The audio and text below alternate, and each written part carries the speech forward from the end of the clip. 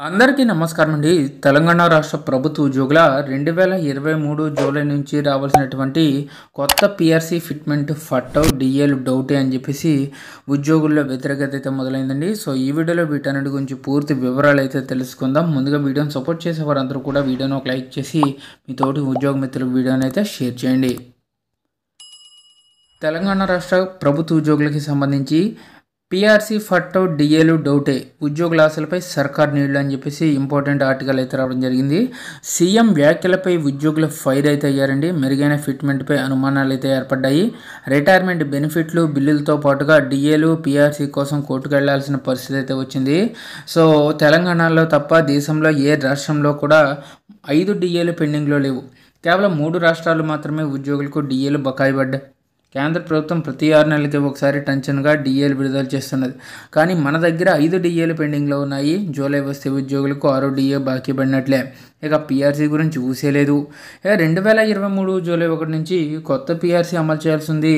PRC committee తన నివేదికను సమర్పించేందుకు సిద్ధంగా ఉన్నప్పటికీ దాన్ని స్వీకరించేందుకు ప్రభుత్వం సిద్ధంగా లేదండి. దీంతో డిఏలు మెరుగైన ఫిట్మెంట్ కోసం ఉద్యోగులు పోరాటానికి సిద్ధపడుతున్నారు. ఇప్పటికే 8,000 కోట్ల బిల్లులు పెండింగ్లో ఉన్నాయి. సిపిఎస్ ఉద్యోగుల వాటా 2,000 కోట్లు కూడా పెండింగ్లోనే ఉన్నాయి. దీంతో రిటైర్మెంట్ బెనిఫిట్స్ కోసం ఉద్యోగులు హైకోర్టును ఆశ్రయిస్తున్నారు.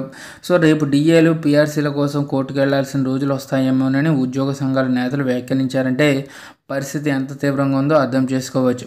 మొత్తం ఖజానా మీకే అప్పగిస్తా, మీరే పనిచేయండి అని సాక్షాత్తు సీఎం రేవంత్ రెడ్డి గారే అన్నారంటే ఉద్యోగులకు ఏమీ ఇవ్వబోమని చెప్పేసినట్టేనని చెప్పేసి ఉద్యోగ సంఘాల నేతలు మండిపడుతున్నారు. ఉద్యోగుల్లో తీవ్ర వ్యతిరేకత. దీపావళి తర్వాత ఆర్థికేతర డిమాండ్లు, ఏప్రిల్ తర్వాత ఆర్థికపరమైన డిమాండ్లను పరిష్కరిస్తామని ప్రభుత్వం గతంలో హామీ ఇచ్చింది. జేఏసీ నేతలు 54 డిమాండ్లను సర్కారు ముందుంచారు.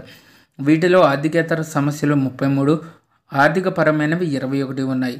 తొలుత ఆర్థికేతర డిమాండ్లపైన పరిష్కరించాలని ఉద్యోగ సంఘాలు కోరినప్పటికీ ప్రభుత్వం నుంచి స్పందన లేదు. ఇప్పటికే దీపావళితో పాటుగా కొత్త సంవత్సరం సంక్రాంతి కూడా పోయి ఉగాది రాబోతున్నది.